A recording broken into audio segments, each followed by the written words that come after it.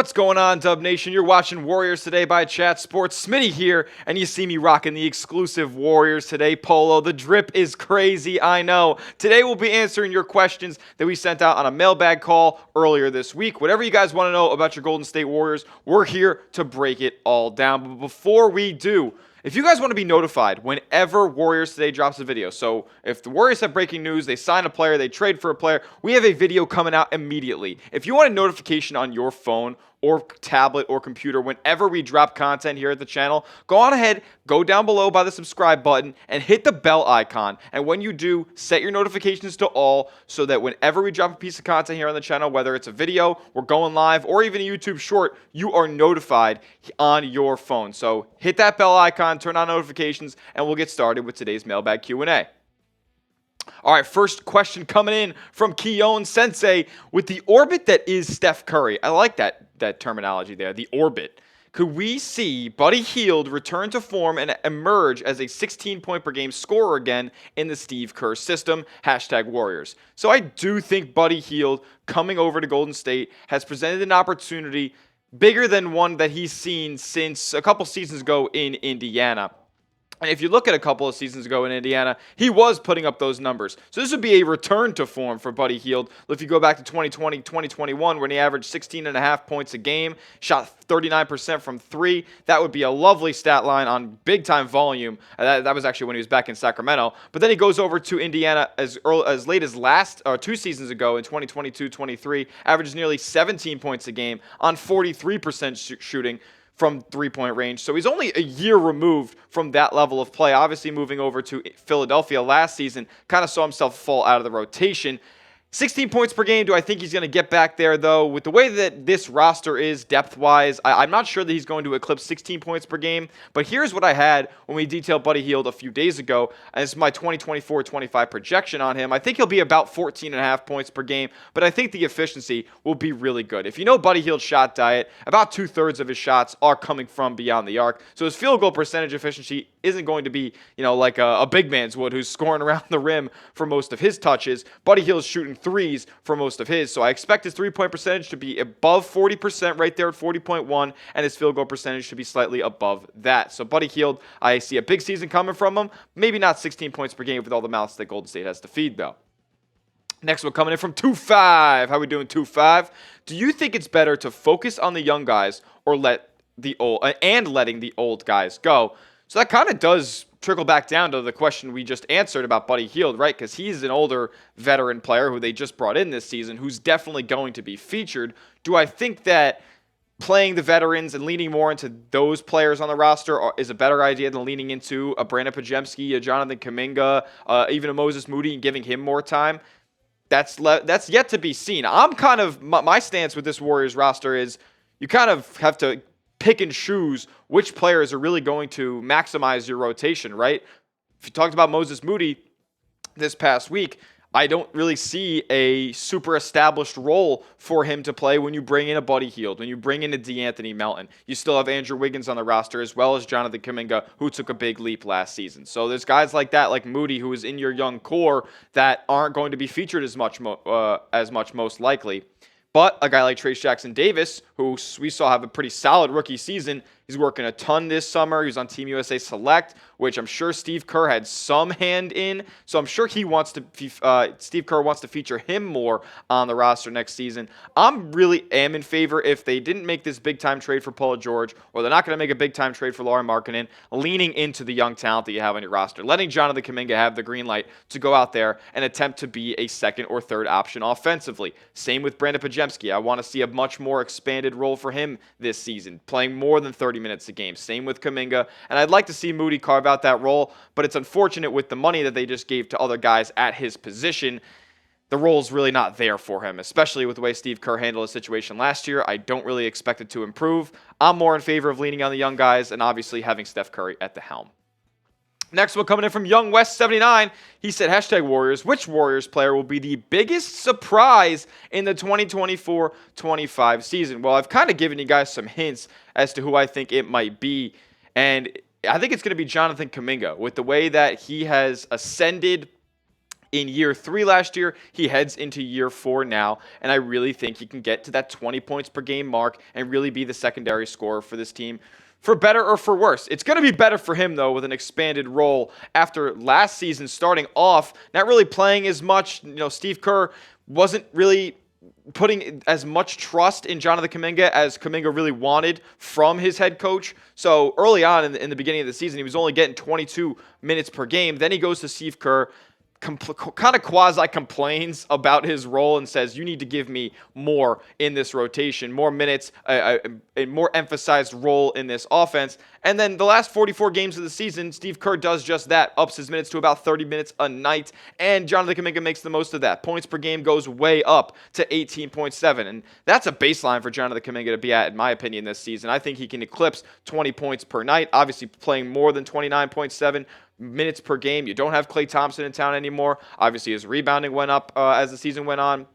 And even his assists more than doubled as he tried to get his teammates more involved because he attacks the basket at a high percentage, and Golden State shooters are available on the outside.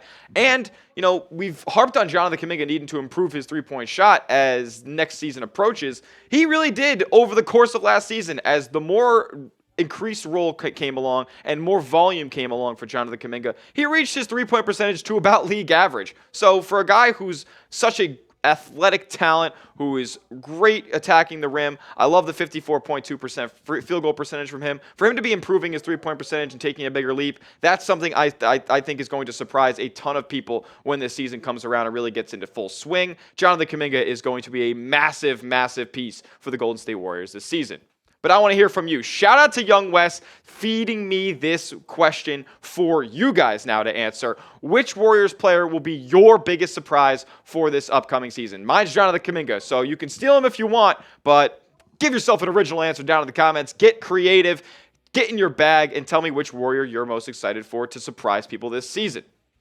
And we have a couple more questions to get to, but how could I go through this video without telling you guys to get dripped out? Yeah, no, I know, not in what I got on here in the Warriors Today polo, but Steph Curry Olympic merch could be the one and only time that you can pick up Steph Curry Team USA jerseys. He hasn't played in the Olympics before. He's playing in one now with Team USA, going for gold in Paris, but he probably won't play in one again with the age that he's at right now. Chatsports.com/CurryUSA to go get yours today. Go get dripped out. I'm thinking of getting myself one to be rocking it on the show. So chatsports.com/CurryUSA. I'll put that link in the comments and description of today's video to make things easier for you guys.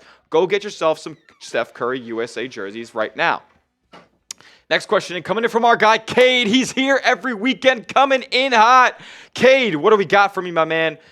#Warriors, how do we realistically fix all of our roster issues if we can't get Lauri Markkanen? Also, are we really going to put faith in Kuminga making a huge all-star leap this season? I'm sorry, I just can't watch Steph go through this for the 3rd season in a row without any help. Cade, I understand your frustrations, and I'm frustrated too, right? I was harping on a Lauri Markkanen trade all offseason long after the Warriors did not land Paul George. Jonathan Kuminga, though, like I just detailed, I think he's in line for a big leap this season. Do I think it's going to be an all-star leap? I'm not so sure about that with all the competitiveness and the talent level in the Western Conference. I'm not sure that the Warriors may be good enough for his numbers to stand out and give him an all-star nod. But I do think a big jump is coming for Jonathan Kuminga. As for fixing all of the roster issues, it's kind of deeper than that. I don't think that they anticipated not being able to make a big-time deal this offseason, and it kind of blew up in their face after making all the free agency moves, right? You have a logjam at the guard position and on the wing. You got Gary Payton II accepting his player option. You signed DeAnthony Melton, Buddy Hield, and Kyle Anderson. So those guys are going to play substantial roles in the rotation. You just paid them. Then you still have Jonathan Kuminga. Then you still have Moses Moody. Then you have Andrew Wiggins, who they've been trying to move and have been open about moving. There's a lot of guys at that 2, 3, 4 position and not enough minutes to go around. So the Warriors do have roster issues in that sense right now with just being too deep. Too much depth has become a problem for the Golden State Warriors. And if they can't pull off a deal for one of these guys that we've talked about even after Lauri Markkanen, like a Jerami Grant, like a Jonas Valanciunas, it's looking like they're going to have quite a lot of decisions to make when the Steve Kerr has to make his rotation for the regular season. Next one coming in from Tanner McHale says, do y'all think Warriors should get Jerami Grant, I just mentioned him, And do you think he would be a great fit? So, Jerami Grant, we talked about him early this week, and I am kind of a born-again Jerami Grant believer, right? I kind of thought he was a loser for most of his time, empty stats up in Portland, but I really kind of opened my eyes on Jerami Grant and how he could be effective on this Warriors roster. I mean, he's a 40% three-point shooter. He's a switchable defender and kind of underrated on that side of the floor. I think he could score from multiple levels, at the rim, in the mid-range, and from three-point on both the corners, the wings, and at the top of the key. I think he's a multi-level, multifaceted scorer. Unfortunately, not going to give you much from anywhere else on the court, like rebounding, facilitating. That's really not the role that he's played his entire career. But he is going to give you some of that secondary or third scoring punch that this team has lacked for the better part of a couple seasons since they won the title in 22 and Klay was at the peak of his powers. They really haven't had that secondary scoring punch. I think Jerami Grant could do that for them, but I want to hear from you. Shout out to Tanner for this question that I'm feeding to you guys right now. Do you want the Warriors to trade for Jerami Grant? If you do, type a Y for yes down in the comments section. If you don't, you think they should stand pat with the roster they have right now, type N for no. Let me know what you guys think down in the comments section. Next question coming up from Myers, a.k.a. Robertson355, with that Lakers logo in their profile picture. You need to get rid of that, Myers.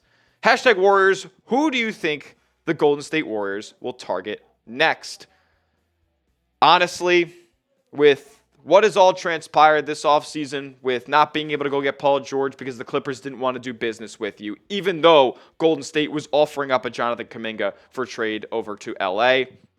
Then with the Lauri Markkanen situation, Danny Ainge being untradeable with as far as being an executive goes. He asked for Jonathan Kuminga, Moses Moody, and Brandon Podziemski, maybe even Trace Jackson Davis in the deal as well. Danny Ainge was not looking to seriously work with the Golden State Warriors. Now you're left with guys who are kind of looking to be shipped out by their rosters, right? Brandon Ingram is still out there for a potential trade target.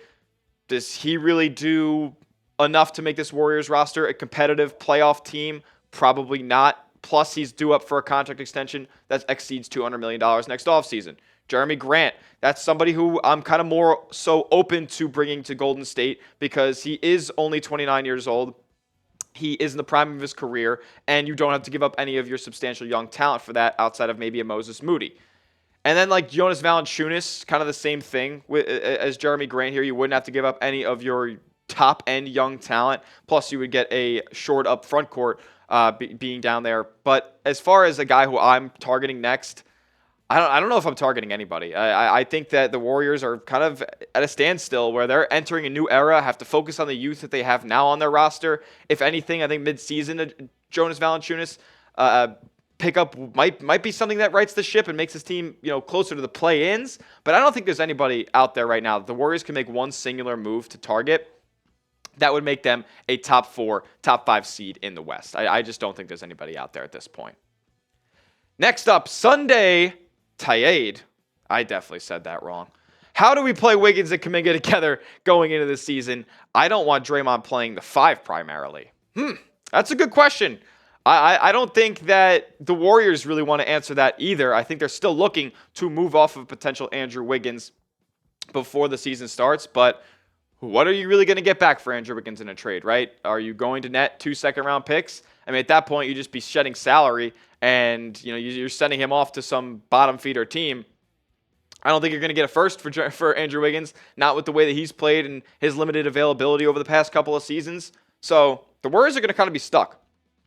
I presume that Jonathan Kuminga will be in the starting lineup to start the season. It would be asinine to think otherwise. Andrew Wiggins, I think, goes to the bench. I know you're paying him $25 million a year, but it's just unfortunate that that's his contract number at this point. You have to play the players based on the level that they're playing at. So I don't think you're really going to play them together too often. Yes, Draymond Green's going to have to play a good bit at the 5 this season. Just unfortunate that you don't have a ton of depth in the front court. You have Trace Jackson Davis, you have Kevon Looney. You still have not signed Quentin Post, who you drafted this season. So a lot of question marks in the front court heading into the season. That's why I've talked about a Jonas Valanciunas trade. But as far as Andrew Wiggins and Jonathan Kuminga in the lineup at the same time goes, I don't think it's going to happen too much. I think Andrew Wiggins will be your primary backup small forward. Jonathan Kuminga will start at that spot or even at the 4 with Draymond at the 5. I'm kind of holding out hope that TJD starts at the 5, Draymond at the 4, Kuminga at the 3, Hield at the 2, and Steph at the 1 heading into next season. But let me know what you guys think as far as this question goes. That'll be the end of today's Warriors Today episode. Subscribe to the channel for the latest Golden State Warriors news and updates. We're bringing you videos all off season long. We're going to potentially be doing watch parties into the NBA season. Hopefully that's something that we could get going here at Warriors Today. So if you want any of that, hit that sub button down below, youtube.com/WarriorsTV. I'm Smitty. Let's go Dubs.